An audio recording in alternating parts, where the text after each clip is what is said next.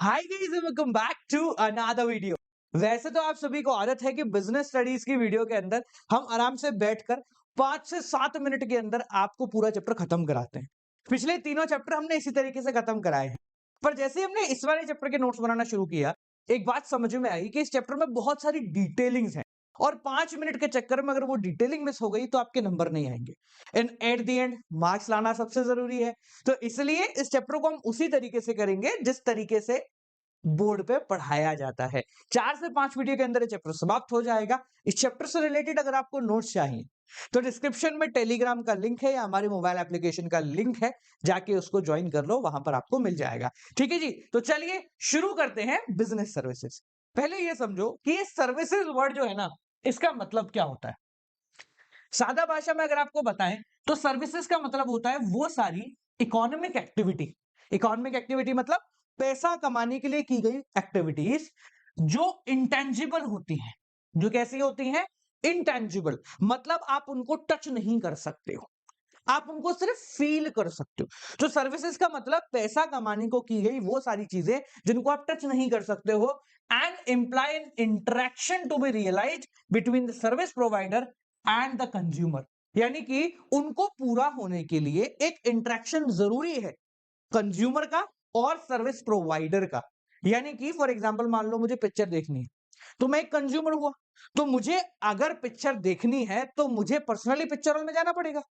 ऐसा तो है नहीं कि मैं किसी और को भेज दूंगा और वो मेरी जगह पिक्चर देख के आएगा तो मैं उस सर्विसेज का मजा ले लूंगा। अगर मुझे उस सर्विस को एक्सरसाइज करना है, मुझे उस सर्विसेज को यूज करना है, तो मुझे प्रैक्टिकली वहां पर मौजूद होना पड़ेगा। ठीक है, तो कंज्यूमर और सर्विस प्रोवाइडर इन दोनों का मिलना जरूरी है, बिना मिले काम नहीं हो सकता। ठीक है, नेक्स्ट देखो, ये सर्विस क्या करती है, ये आपको आपकी वांट्स का सेटिस्फेक्शन देती है। जब भी हम कोई सामान खरीदते हैं, जैसे फॉर एग्जांपल मान लो हमने एक पेन खरीदा, तो वो हमारे यूज आ रहा है, हम उसको लिख रहे हैं, हमारे को एक फिजिकल प्रोडक्ट मिल रहा है। पर जब भी हम किसी सर्विसेज का उपयोग करते हैं तो हमें कोई फिजिकल प्रोडक्ट नहीं मिल रहा, हमारी इच्छा की पूर्ति हो रही है। जैसे आप कहीं घूमने गए, आपका जो खर्चा हुआ उससे आपको कुछ प्रोडक्ट नहीं मिला, बस आपको अच्छा लगा, तो ये क्या है, एक एक्सपीरियंस की बात है। आपकी इच्छाओं की पूर्ति करती है सर्विस एंड बेसिकली इंटेंजिबल होती है। आपकी एनसीईआरटी के अंदर सर्विसेज के 5 आईज दिए हुए हैं। आईज मतलब 5 आई, जिनको मिला के हम सर्विस बोलते हैं, जिनमें पांचों हैं: intangible, inconsistency, inseparability, inventory and involvement. मुश्किल नहीं है, बहुत आसान है, और क्योंकि एनसीईआरटी में दिए हुए हैं इसलिए आपको पढ़ने जरूरी है। देखो बेटा, सबसे पहले इंटेंजिबल, इस बारे में तो हमने पहले ही बात कर ली कि सर्विसेज को हम लोग टच नहीं कर सकते हैं, इनको सिर्फ फील किया जा सकता है। They can't be touch, they are experimental in nature, experiential nature, मतलब आपको इनका एक्सपीरियंस करना पड़ेगा। अब वो सर्विस अच्छी है या बुरी है, ये पता करने के लिए भी आपको सर्विसेज को यूज करना पड़ेगा। क्वालिटी कैन ओनली बी जज बाय एक्सपीरियंसिंग। बिना एक्सपीरियंस करे आप नहीं बता सकते कि ये अच्छी है या बुरी है। सेकंड आता है इनकंसिस्टेंसी, यानी कि गुड्स में तो क्या होता है, एक बार सामान बनाया, अब आप उसको बेचे ही जा रहे हो, तो सामान सिर्फ एक बार बनाना है, काम आपका हर बार होता रहेगा। पर सर्विसेज में बेसिकली ऐसा नहीं होता। अगर आप किसी चीज की सर्विस ले रहे हो तो वो सर्विस हर बार की जाएगी। अगर आप पिक्चर देखने जा रहे हो तो हर बार नई पिक्चर प्ले हो रही है। ठीक है, तो ये have to be performed each time according to the demand and expectation of the consumer. Consumer की डिमांड, कंज्यूमर की एक्सपेक्टेशन के हिसाब से आपको ये सर्विस हर बार देनी पड़ेगी जितनी बार कंज्यूमर मांग रहा है। तीसरा आता है इनसेपरेबिलिटी, यानी कि ये तभी कंज्यूम होती है जब ये प्रोड्यूस होती है। सर्विसेज की सबसे बड़ी जो ताकत है वो ये है कि आप इसके प्रोडक्शन और सेल को अलग अलग नहीं कर सकते। गुड्स में तो क्या हुआ भाई, दिल्ली में बना अजमेर में यूज हो रहा है, तो दिल्ली में बना 10 दिन बाद अजमेर में यूज हो रहा है आज। जबकि अगर सर्विस के बारे में बात करें तो अगर आप पिक्चर देख रहे हो, हम वापस से उसी एग्जांपल पे आते हैं, तो जिस समय वो पिक्चर दिखाई जा रही है आपको उसी समय देखनी है। तो जब वो सर्विस प्रोड्यूस हुई, आप उसी पर्टिकुलर टाइम पे उसको क्या कर रहे हो, कंज्यूम कर रहे हो। ठीक है, तो यहां परचेज और सेल को सेपरेट नहीं किया जा सकता। नेक्स्ट है इन्वेंट्री। अब क्योंकि सर्विस है तो या तो बिल्कुल भी नहीं या फिर थोड़ी बहुत इन्वेंट्री, आपको रखनी पड़ती है in order to cater audience. और पांचवा है इन्वॉल्वमेंट, यानी कि कस्टमर की इन्वॉल्वमेंट जरूरी है। गुड्स में तो क्या होता है, मेरी जगह तू खरीद ला। सर्विस में ऐसा हो सकता है क्या, यार मेरी जगह तू रेस्टोरेंट में खाना खाया, तुझे जितना अच्छा लगेगा उतना मुझे लगेगा, ऐसा तो होगा नहीं। तो यहां पर कंज्यूमर की इन्वॉल्वमेंट कंपलसरी है, कंज्यूमर का वहां मौजूद होना कंपलसरी है जहां सर्विस की डिलीवरी हो रही है।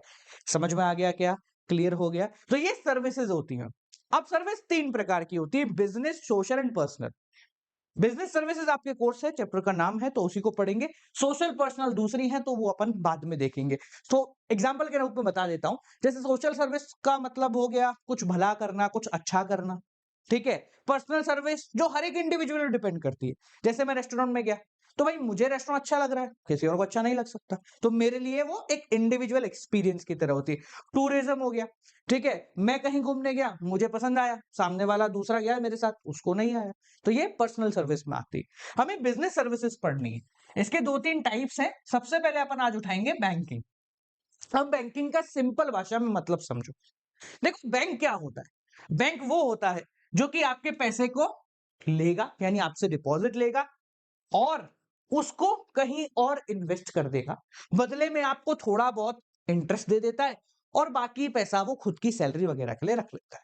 तो अगर हम बात करें according to Indian banking regulation act 1949, तो बैंकिंग का मतलब होता है सादा भाषा में वो प्रोसेस जिसमें एक्सेप्टिंग ऑफ डिपॉजिट हो या accepting deposit of money from public for the purpose of lending and investment. अब सोचो, बैंक ने आपसे पैसा डिपॉजिट लिया, जिसके बदले में वो आपको 4% इंटरेस्ट दे रहा है, वो पैसा वो कहीं और इन्वेस्ट करता है जिससे वो 10% का इंटरेस्ट कमाता है। तो ये जो बीच का 6% होता है ना बेटा, ये कहलाता है प्रॉफिट ऑफ बैंक। क्या कहलाता है, प्रॉफिट ऑफ बैंक, जिसको स्प्रेड के नाम से जाना जाता है। ये शब्द याद रख लेना, बहुत काम आएगा। एक वो कहते हैं ना, लिखे हो जब आप आंसर को तो इंप्रेशन पड़ना चाहिए, तो आप ये स्प्रेड वर्ड लिख दोगे तो अच्छा खासा इंप्रेशन पड़ जाएगा। ठीक है जी। अब बात करते हैं कि बैंक हमें कौन कौन से अकाउंट खुलाने की सुविधा देता है। सबसे पहला, सबसे कॉमन, जो हम सबका होगा ही होगा, आपका नहीं है तो थोड़े समय में आप खुलवा लोगे उसको, वो होता है सेविंग अकाउंट। सेविंग अकाउंट हम जैसे सामान्य लोग खुलवाते हैं, जो अपना पैसा पूरे महीने का कहीं और से कमा के लाते हैं, यूज करते हैं मेजरली और थोड़ा सा सेव कर लेते हैं भविष्य के लिए। Can be open with small amount of money, बहुत कम पैसे से आप ये सेविंग अकाउंट खुलवा सकते हो। कई जगह तो जीरो बैलेंस सेविंग अकाउंट भी खुलते हैं, यानी कि एक भी पैसा मत रखो, बस आप खुलवा लो। ये मोस्ट कॉमन अकाउंट है, हर एक आम आदमी यही खाता खुलवाता है। इसके अंदर आपको चेकबुक मिलती है और पासबुक मिलती है। चेकबुक जिसमें बहुत सारे चेक होते हैं, पासबुक जहां पर आपने पूरे अकाउंट के अंदर जो जो ट्रांजेक्शन करे हैं उनका स्टेटमेंट होता है, मतलब वो लिखा हुआ होता है एक पेज पर। ठीक है, इसमें आप पैसा डिपॉजिट भी करा सकते हो, विड्रॉल भी करा सकते हो जब भी आपको जरूरत है, पर रेगुलर नहीं। मतलब ऐसा नहीं कि रोज सुबह 10 बजे आके आप बोलो मैं तो 5,000 रुपए निकाल रहा हूं, वो चीज सेविंग अकाउंट में पॉसिबल नहीं होती है। हाँ, आप फ्रीक्वेंटली निकाल सकते हो but not on a daily basis, यानी कि महीने में 5 बार 10 बार 15 बार निकाल लिए चल जाएगा, बट ऐसा नहीं कि आप रोज निकाल रहे हो, दिन में 4 बार निकाल रहे हो। अब क्योंकि बैंक इस पैसे को ठीक ठाक यूज कर सकता है, तो इसलिए बैंक आपको बदले में इंटरेस्ट देता है। इसका जो कॉमनली रेट ऑफ इंटरेस्ट चल रहा है अभी, वो है 4% ऑन एन एवरेज बेस, यानी कि पूरे साल के एवरेज अमाउंट पे आपको 4% का इंटरेस्ट दे दिया जाता है। ये इंटरेस्ट बैंक अपने हिसाब से आपके खातों में डाल देते हैं, कुछ बैंक हर महीने डालते हैं, कुछ बैंक 3 महीने में डालते हैं। स्टैंडर्ड प्रोसीजर 3 महीने में एक बार आपके खाते में इंटरेस्ट क्रेडिट किया जाता है। पर कुछ ऐसे बैंक होते हैं ना यार, जो अभी अभी चले हैं, जो बहुत अच्छा अच्छा दिखाना चाहते हैं, जो चाहते हैं कि मेरे पास नए नए कस्टमर आए, वो ऐसा काम कर लेते हैं, बट इन टोटल इतना ही इंटरेस्ट रेट वो दे पाते हैं। इसके बाद दूसरे खाते की बात करते हैं, जिसको हम बोलते हैं करंट अकाउंट। अब भाई आम आदमी का खाता हमने समझ लिया, तो दूसरा खाता उस व्यक्ति का है जो कि आम आदमी से थोड़ा हटके है, यानी कि धंधे वाला आदमी, बिजनेसमैन। तो बिजनेसमैन जो अकाउंट खुलवाता है उसको करंट अकाउंट कहते हैं। करंट अकाउंट की सबसे बड़ी खासियत होती है कि आप जितना चाहे मतलब जो भी आपके बैंक में पैसा है, उतना पैसा जब चाहे तब निकाल सकते हैं। दिन में एक बार छोड़ो, दिन में 50 बार ट्रांजैक्शन करो, रोज ट्रांजैक्शन करो, बैंक आपको नहीं टोकेगा। इसकी सबसे बड़ी खासियत क्या है कि यहाँ रेगुलर ट्रांजैक्शन अनलिमिटेड अलाउड है। अब क्योंकि अनलिमिटेड अलाउड होते हैं, तो इन सब की एंट्री के लिए किताब देना छोटी सी, जिसमें आप एंट्री पोस्ट करो, हाँ भाई आज की एंट्री, कल की एंट्री, तो इस तरीके से बैंक का खर्चा बढ़ जाएगा। तो बैंक यहां पर इस अकाउंट के लिए पासबुक इशू नहीं करता है। आपको चाहिए तो बैंक में जाइए और एक इतने लंबे कागज पे पूरा का पूरा स्टेटमेंट निकलवा के ले आइए। ठीक है, तो यहां पर पासबुक नहीं आती है। अब क्योंकि बैंक आपके पैसे का इस्तेमाल नहीं कर सकता, क्योंकि आप अपनी इच्छा से निकाल रहे हो, तो इस अकाउंट में कोई भी इंटरेस्ट नहीं दिया जाता। अब आप बोलो सर जब इंटरेस्ट नहीं मिलता तो हम ये अकाउंट क्यों खुलवाएं? तो अगर आप ये अकाउंट खुलवा रहे हैं तो इसके पीछे सबसे बड़ी वजह जो है वो है दो। पहली, आपका पैसा आपके पास रहेगा हर समय, जब चाहो जितना चाहो निकालो। दूसरी, यहां पर कुछ एक्स्ट्रा फैसिलिटी आपको मिल जाती हैं, जैसे overdraft and credit facility. Overdraft का मतलब क्या होता है? मेरे पास मान लो 1 लाख रुपए बैंक में है, मैंने किसी को 1,10,000 का चेक दे दिया। अब मुझे वो चेक क्लियर करवाना है, क्योंकि अगर वो चेक खराब हो गया तो मार्केट में मेरी जो गुडविल है वो खराब हो जाएगी। तो इसलिए मैं उस चेक को क्लियर करवाना चाहता हूं, मैं बैंक के पास जाऊंगा। बैंक वो 10,000 रुपए का ओवर पैसा, इसको बोलते हैं ओवरड्राफ्ट, यानी कि जितना आपके खाते में है उससे ज्यादा आपने विड्रॉ कर लिया है, वो चेक क्लियर हो जाए। अब जो 10,000 रुपए बैंक ने अपनी तरफ से जोड़ के दिए हैं, बैंक उसके बदले में आपसे इंटरेस्ट यानी कि ब्याज लेगी। समझ में आ गया? साथ साथ में आपको क्रेडिट फैसिलिटी मिल जाती है। अगर मेरा करंट अकाउंट है तो मुझे बहुत इजीली बैंक से लोन मिल जाएगा। समझ में आ गया? क्लियर हो गया? एक तो हो गया 4% इंटरेस्ट, दूसरा हो गया आपका 0% इंटरेस्ट। सर इससे ज्यादा इंटरेस्ट मिलता है? बिल्कुल मिलता है। तीसरे प्रकार का खाता आता है रेकरिंग डिपॉजिट, जिसको हम आरडी अकाउंट भी बोलते हैं। क्या बोलते हैं? RD account, recurring deposit account. ये सारे डिपॉजिट अकाउंट है। तो आरडी अकाउंट का मतलब क्या है कि मेरे पास मान लो हर महीने तनख्वाह आ रही है और मैं उस तनख्वाह में से 2,000 से 5,000 रुपए बचा सकता हूं। तो मैं चाहता हूं बैंक से कि मुझे यार थोड़ा ऐसे खाते में ऐसे इन्वेस्टमेंट अपॉर्चुनिटीज दिखाओ जहां पर मुझे 4% से ज्यादा का ब्याज मिले। तो बैंक बोलता है अगर आप हर महीने हमें फिक्स्ड अमाउंट देने को तैयार हैं तो हम आपको थोड़ा सा ज्यादा इंटरेस्ट देने को तैयार हैं। तो वो आपसे एक रेकरिंग डिपॉजिट अकाउंट खुलवाते हैं, जिसके तहत आप हर महीने बैंक को कुछ पैसा डिपॉजिट कराते जाएंगे। 1 साल, 2 साल, 5 साल, जितने साल आप करवाना चाहें। तो एक मेच्योरिटी के बाद वो पूरा पैसा अलोंग विथ इंटरेस्ट आपको वापस मिल जाता है। क्योंकि आप हर महीने वो पैसा बैंक के पास जमा करा रहे हैं, तो बैंक को श्योरिटी है कि अगले महीने इतना पैसा आएगा। इसलिए बैंक आपको थोड़ा सा ज्यादा इंटरेस्ट दे देती है। अगर सेविंग का 4 है तो इसका 5.5% के आसपास का इंटरेस्ट हम मान सकते हैं। समझ में आ गया? ये होता है आरडी अकाउंट। अब सोचो मेरे पास कहीं से 10 लाख रुपए आ गए, मुझे स्टॉक मार्केट नहीं आता, मुझे म्यूचुअल फंड नहीं आता, तो मैं ये सोच रहा हूं यार इसको बैंक में जमा करा देते।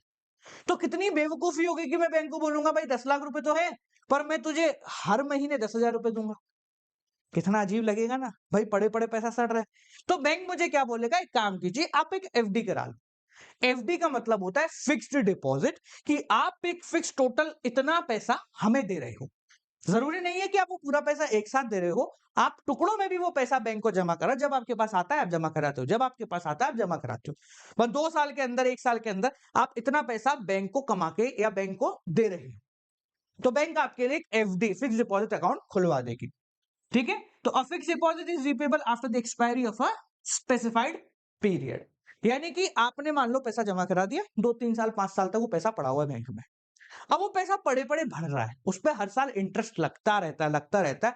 और एक मेच्योरिटी टाइम आने पे, मेच्योरिटी बेसिकली मान लो आपकी बेटी की शादी है तो आपने उस हिसाब से टाइम सेट करवा रखा है, आपको कुछ काम करना है तो आपने 5 साल 10 साल का मेच्योरिटी करवा रखी है। तो जब मेच्योरिटी की डेट आएगी तब आपको आपका पूरा पैसा along with a great amount of interest, इसका 5.5 है तो इसका 6.5 होगा, 6, 6.5 के आसपास। ठीक है, अच्छा अमाउंट ऑफ इंटरेस्ट आपको मिल जाता है। समझ में आ गया? क्लियर है? ये 6 महीने से कम की आपकी एफडी नहीं होती है और कई सालों तक की एफडी हो सकती है। जितना ज्यादा समय आप पैसा बैंक में जमा दे हुए, उतना ज्यादा अमाउंट का इंटरेस्ट आप बैंक से ले सकते हो। बैंक आपको इसके बदले में एक रिसिप्ट देता है जिसको हम एफडी रिसिप्ट भी बोलते हैं, और अब तक पड़े हुए सारे खातों में एफडी का इंटरेस्ट सबसे ज्यादा होता है। समझ में आ गया? अब हम सर मिक्स वाला खुलवाना चाहते हैं। देखो, हम चाहते हैं कि पैसा निकाल भी लें, हम चाहते हैं कि पैसा पे अच्छा इंटरेस्ट मिले, तो बैंक आपको एक ऑप्शन और देता है जिसको हम कहते हैं multiple option deposit account. Sir अब ये कौन सा खेल है? मल्टीपल डिपॉजिट का मतलब क्या है कि आप सेविंग, करंट, एफडी, इन सब का मिला जुला एक खाता खुलवा रहे हो। तो सर ये तो सभी खुलवाएंगे, इसमें इंटरेस्ट अच्छा होता है। तो आप बोलो सर फिर सेविंग क्यों खुलवाते हैं लोग, सर ये वाला क्यों नहीं खुलवाएंगे? तो बिल्कुल सिंपल है, ये आपको फायदा कैसे दे रहा है पहले वो समझो। फॉर एग्जाम्पल बैंक ने बोला 10 लाख, तो 10 लाख तक जब तक आपके खाते में नहीं होते तब तक आपको सेविंग के हिसाब का इंटरेस्ट मिलेगा। पर जैसे ही आपके 10 लाख से मान लो 11 लाख हो गए, तो बैंक उस 1 लाख जो एक्स्ट्रा है उस पे आपको एफडी का इंटरेस्ट और बाकी 10 लाख पे 4% का इंटरेस्ट देती है। समझ गए? यानी कि जैसे ही एक मिनिमम जो थ्रेशोल्ड है वो पूरा हो जाएगा, तो उसके आगे के पैसे को बैंक एज एन एफडी मानेगी और उस पर उसके हिसाब का इंटरेस्ट देगी और वो उसको यूज कर लेगी। समझ में आ गया? When deposit exceed a particular limit, it transfer to FD, वो एफडी में ट्रांसफर हो जाती है। और जब एफडी में ट्रांसफर हो जाती है तो एक तरीके से आपका वो पैसा ब्लॉक हो गया है, आप इतना जल्दी वो पैसा नहीं निकाल सकते।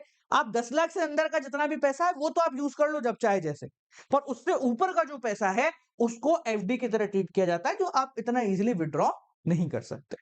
समझ में आ गया? तो ये पांचों हमारे खाते हैं जो कि हम बैंक में खुलवा सकते हैं। इसके अलावा बैंक हमको कई प्रकार की सर्विसेज भी प्रोवाइड कराता है।